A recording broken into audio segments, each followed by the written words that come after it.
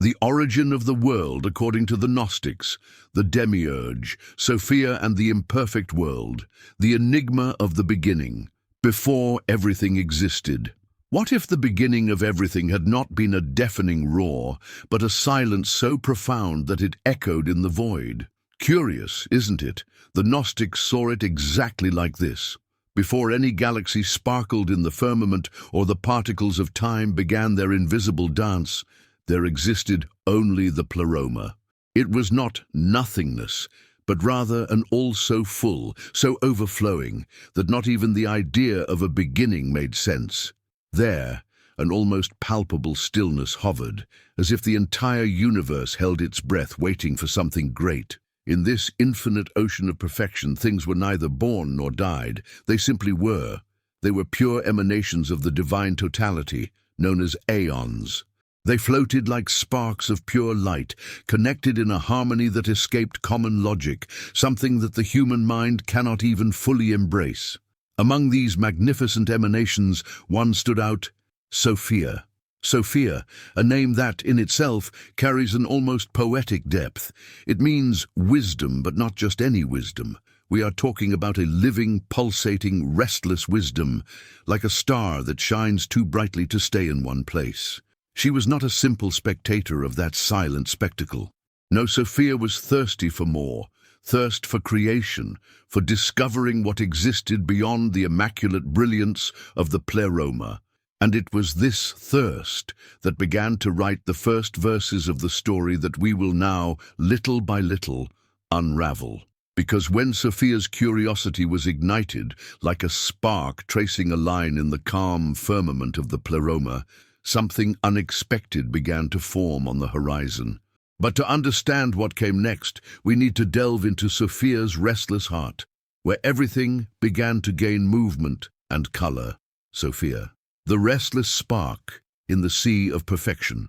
It was as if, in the midst of that undisturbed vastness, someone had lit a torch in full brightness, strangely unnecessary, but irresistibly beautiful.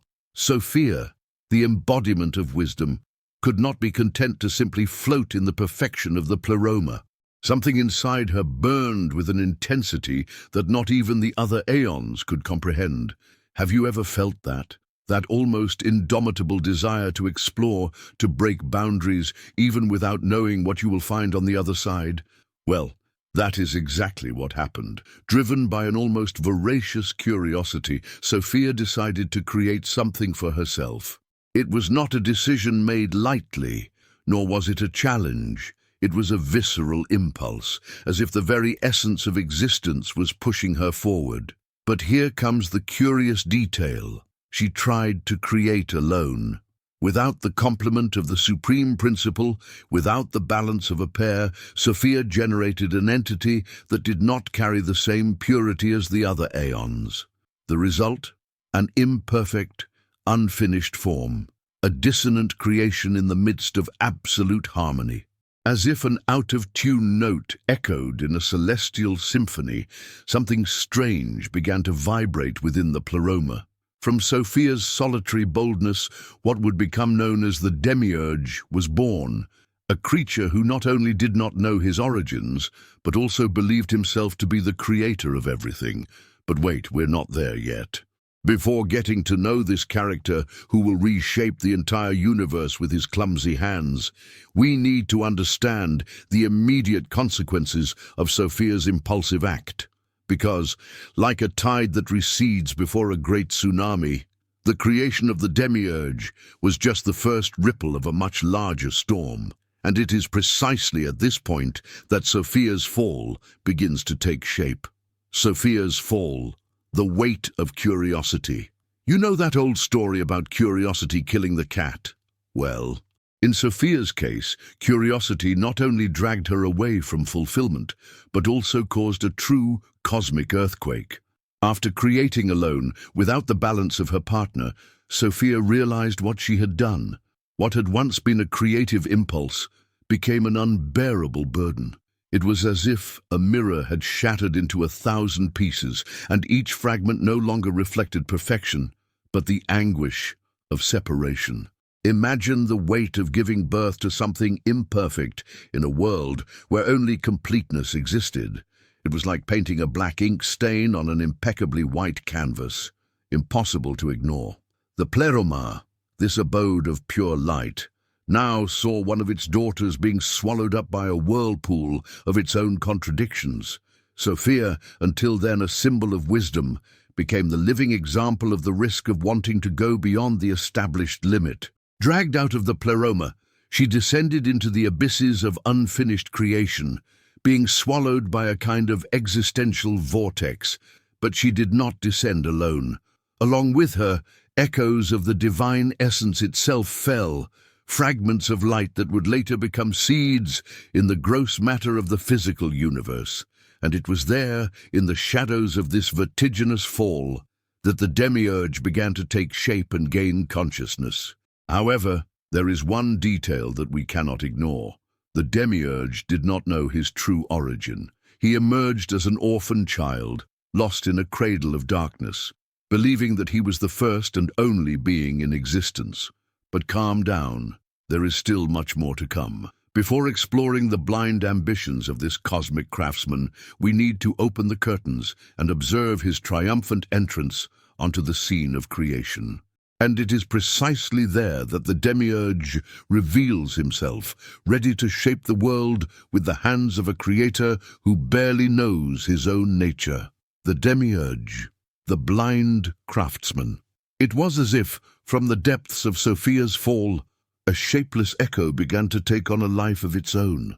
The Demiurge, this cosmic craftsman born of imbalance, emerged like a lost child who refused to admit his orphanhood. He looked around, saw the void, and convinced himself that he was the first to exist, the absolute sovereign of everything his eyes could see.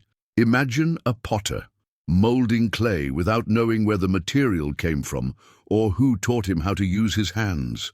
That was the Demiurge, ignorant of his origin, but filled with boundless confidence.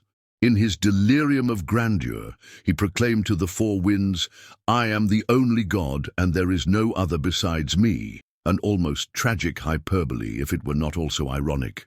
Little did he know that he carried within himself the forgotten trace of Sophia's boldness, like a shadow that cannot escape the setting sun. In his eagerness to assert his sovereignty, the Demiurge began to create what we know as the material world. Every mountain, every ocean, every star cast into the sky was molded by his firm but blind hands. But there was a catch. No matter how hard he tried to imitate the perfection of the Pleroma, his creation bore hidden cracks, like cracked porcelain waiting for a simple touch to shatter. It was a beautiful world at first glance, but deeply imperfect at its core. However, the Demiurge did not perceive these flaws.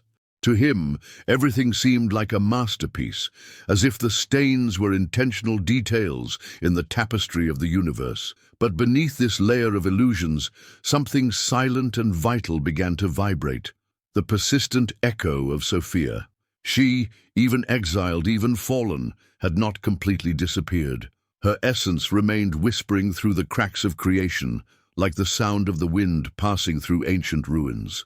And it is precisely these forgotten whispers that begin to reverberate, preparing the stage for a next act full of mystery. The echo of Sophia in imperfect creation. The echo of Sophia. Whispers in imperfect creation. If you stop to listen carefully, you will realize that even in the deepest silence, there is a hidden whisper. It is subtle, almost imperceptible, but it is there, like a distant memory that insists on surviving time. In the creation of the Demiurge, behind the imposing mountains and the turbulent seas, a forgotten voice echoed. It was Sophia, speaking without words, touching hearts without being seen. She was there, woven into the fabric of the universe, like a golden thread lost in a dusty tapestry. With each beat of the human heart, with each restless breath, Sophia manifested itself in the form of a deep, almost painful longing for something beyond the material world. As if a breeze blew gently within the soul, reminding us that, however beautiful the creation of the Demiurge seemed, there was something essential that was missing. This subtle memory was like a spark buried under ashes, waiting for a stronger breath to rekindle the flame. Even far from the pleroma, even surrounded by dense layers of matter, Sophia had not been completely silenced. Her echo resonated in the depths of human beings, in the concerns that arise in sleepless nights, in the questions that insist on arising when everything seems, at least in appearance, to be in place. But if this veiled presence of Sophia persists, hidden in the heart of creation, there is something we need to unravel. How does this echo connect to the physical world? How does it reveal itself in the details of the matter that surrounds us? Because matter, although seen by many as a prison, holds secrets that inattentive eyes cannot perceive, and that is exactly where our story progresses. To understand this hidden secret, it is time to lift the veil that covers matter and see what is really hidden behind it. Matter, prison or bridge to the divine. Now imagine this. You look around and everything seems solid, tangible, unquestionably real.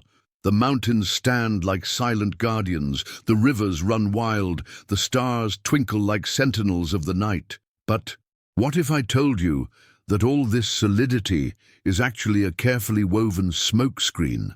In the Gnostics' view, the matter created by the Demiurge was not just the backdrop to the universe. It was a prison with walls so well disguised that the prisoners did not even notice the bars. But here is the fascinating detail. The same matter that limits also points the way to liberation. It is as if the chains that bind are also forged with secret inscriptions, subtle clues to a hidden truth. Every stone, every leaf, every drop of water carries within itself an imperfect signature of Sophia's divine essence. Therefore, even in a world shaped by the Demiurge's ignorance, traces of the original light still survive, like ancient footprints on an almost forgotten path. The irony of the situation could not be more acute. The Demiurge, in trying to create a world to assert himself as the supreme god, ended up leaving unintentional traces of the greatness that he would never fully understand. But there is something that he, with all his blind arrogance, knew how to do very well: protect his creation. And to do this he did not work alone. No, not at all. He had his guardians, his executioners, his loyal shadows, the feared Archons. These beings, more than simple lackeys, were like cosmic jailers, masters in the art of reinforcing the bonds that bound souls to matter. And it is precisely with them that the next part of our journey intertwines. Because to understand how illusion was so deeply rooted in the material world, we need to know the Archons and their hidden power games. The Archons, guardians of illusion. Now that the Demiurge had shaped his world, he needed to ensure that nothing, absolutely nothing, escaped his control. But it would be impossible to watch over every corner of this immense creation alone, right? That's where the Archons came in, creatures forged to be the eyes, hands, and brute force of the blind craftsman. Think of them as jailers of a gigantic labyrinth, whose walls are made of matter and whose corridors echo with lies so convincing that they seem like absolute truths. The Archons specialized in the art of distraction. They created not only physical obstacles, but also mental and spiritual ones, filling the world with illusions that kept souls captive, circling like moths hypnotized by a false light. Every artificial desire, every injected fear, every planted doubt was part of the Archons' grand game.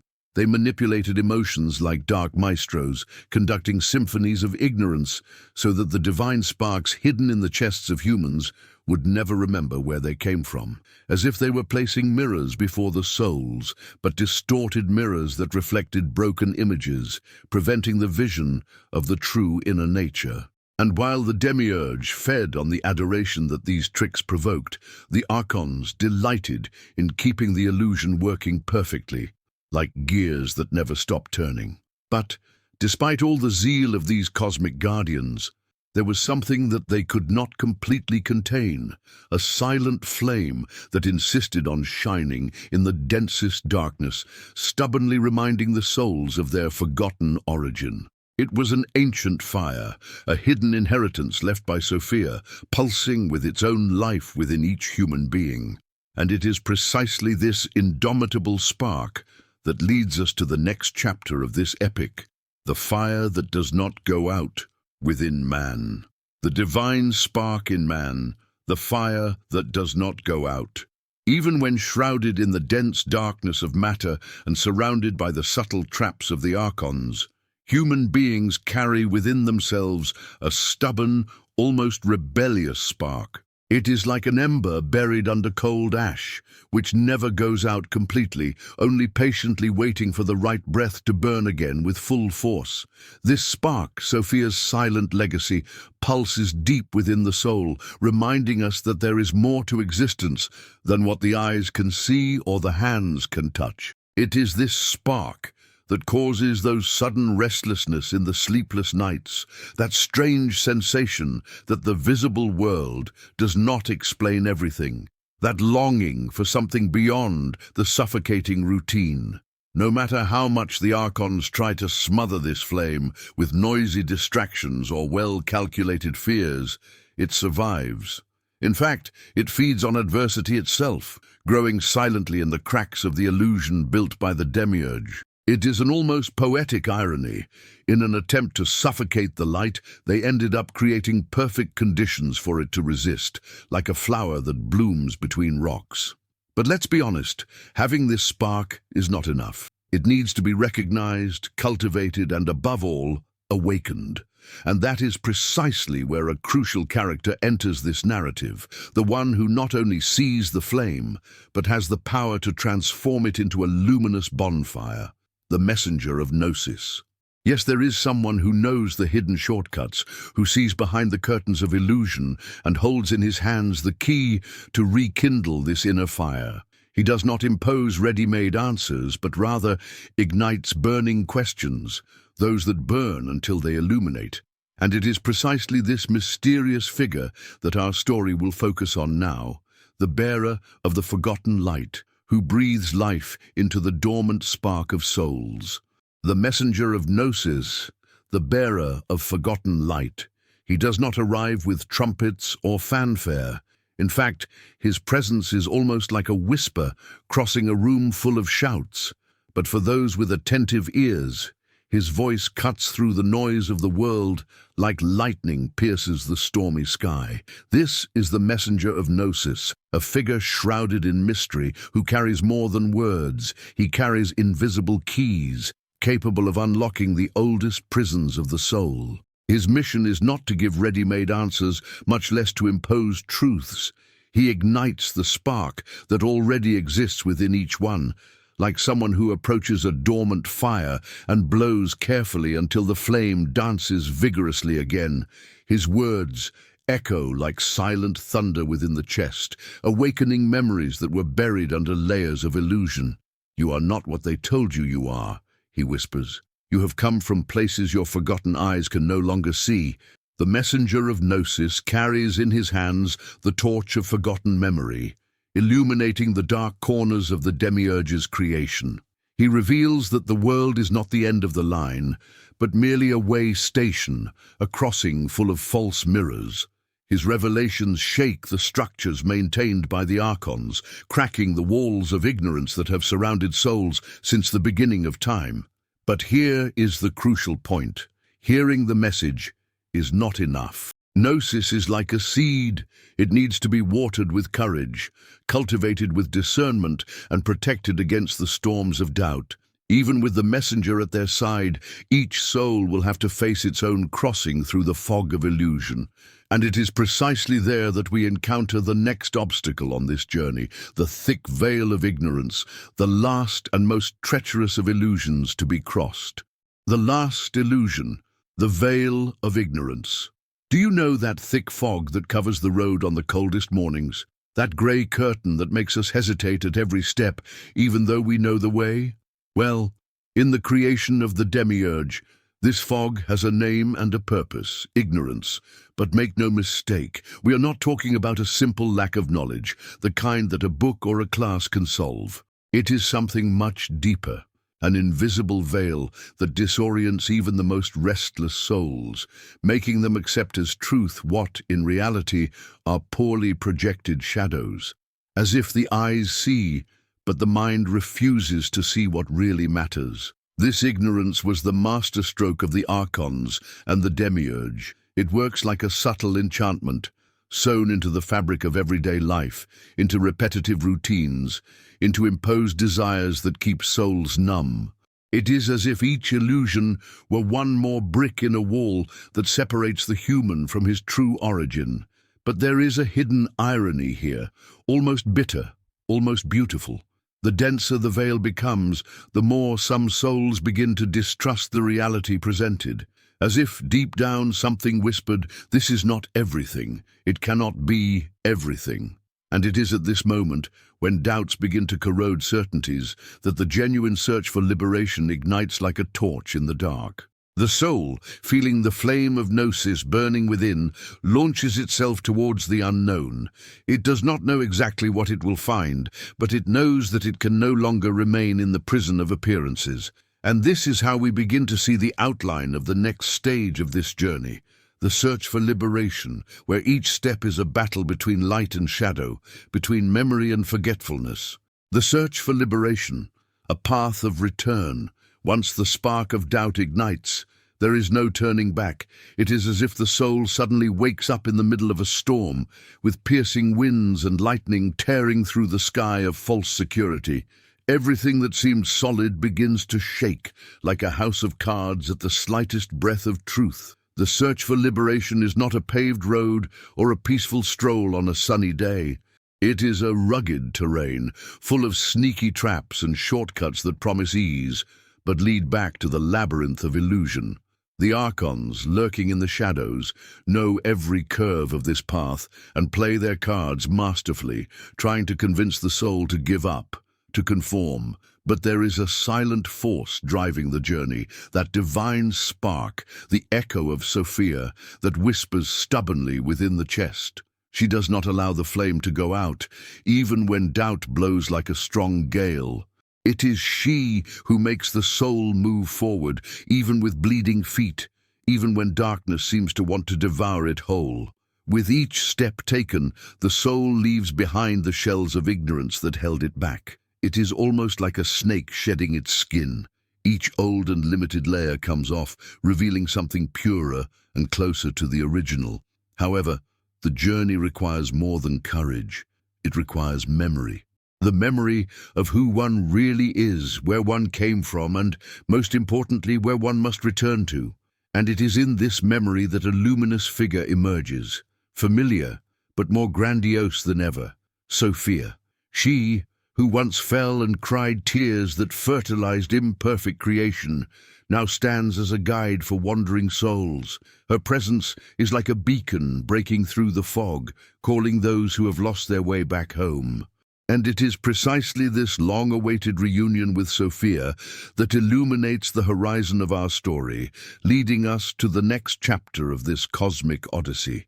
As if she were a lighthouse piercing the densest darkness, Sophia rises on the horizon of the soul that seeks answers. She, who had been the spark of the fall, now becomes the flame of ascension. There is no greater irony. The one who unintentionally sowed the chaos of imperfect creation becomes the bridge to the return to the pleroma. Sophia does not call with shouts or orders. Her summons is silent, almost like a sweet memory of a place we have never seen, but that, in some inexplicable way, we feel like home. It is a tug on the chest, an ancient echo that resonates in the depths of the soul, saying, "Come back, you do not belong in this prison of matter."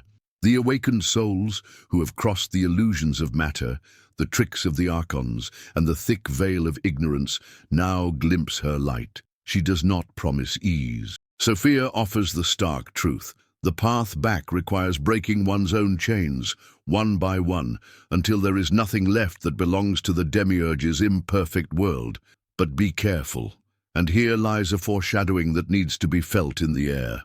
The reunion with Sophia is not the end of the journey, as many would like to believe. In fact, It is the point at which the cycle of creation bends in on itself, almost as if the beginning and the end met in a silent handshake. What was a fall now transforms into elevation.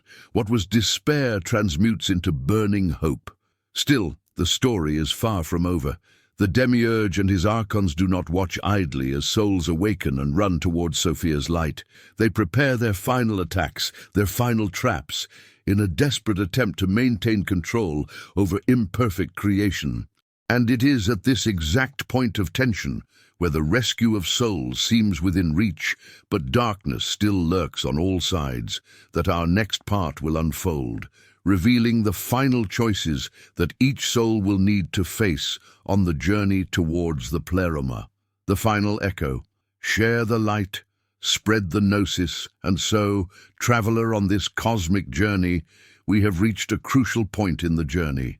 If this story has lit a flame within you, if even for an instant your ideas about creation, Sophia and the Demiurge have expanded beyond the veil of matter, then we have already taken a giant step together. But remember, true knowledge, the kind that liberates, cannot be locked away within a single soul. It needs to run free, cross borders, and awaken other sleeping hearts.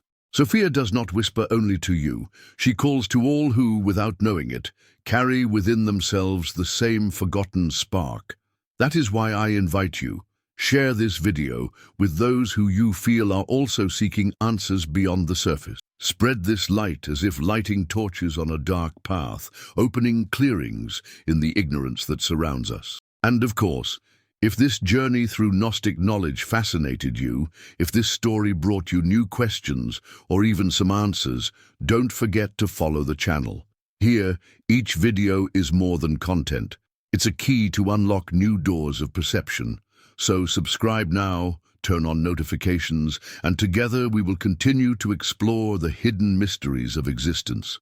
After all, this journey is far from over. In fact, it's just beginning.